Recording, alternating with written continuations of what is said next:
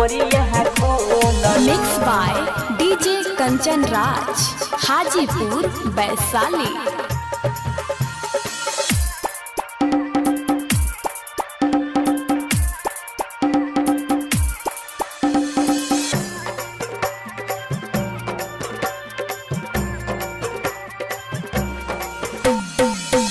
करिले गुहार बाबा आई के शरणियन हो के मोरिया खोलन मोरिया खोलन।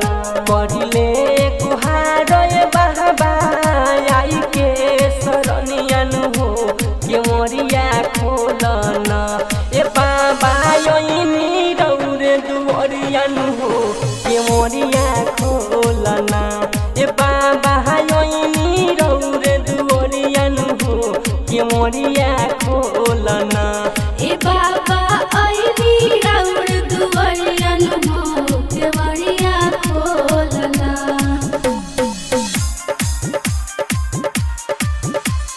डीजे कंचन राज,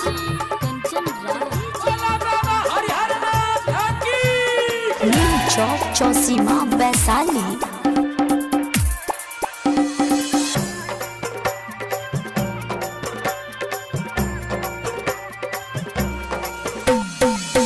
बड़ी रे कठिन से आईनी राउरी नगरियन हो के मोरिया खोलना खोलना। बड़ी रे कठिन से आईनी राउरे नगरियन हो के मोरिया खोलना। ए बाबा आईनी रौरे दुवरियन हो के मोरिया खोलना। ए बाबा आईनी रौरे दुवरियन हो के मोरिया खोलना।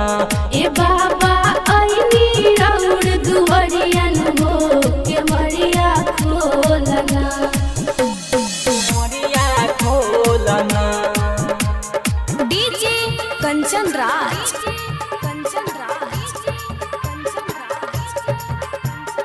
हाजीपुर वैशाली।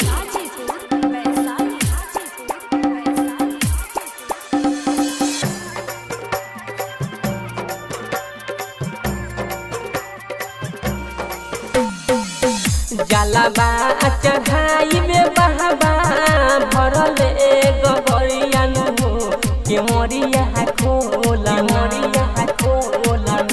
जलवा चढ़ाई में बहबा भरले गगरियन हो के मोरिया खोलन।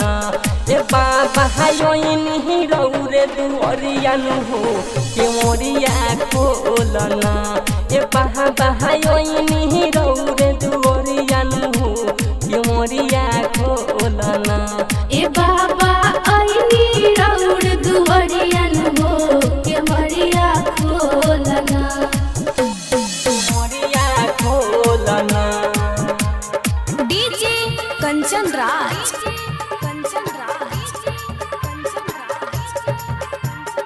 हाजीपुर वैशाली।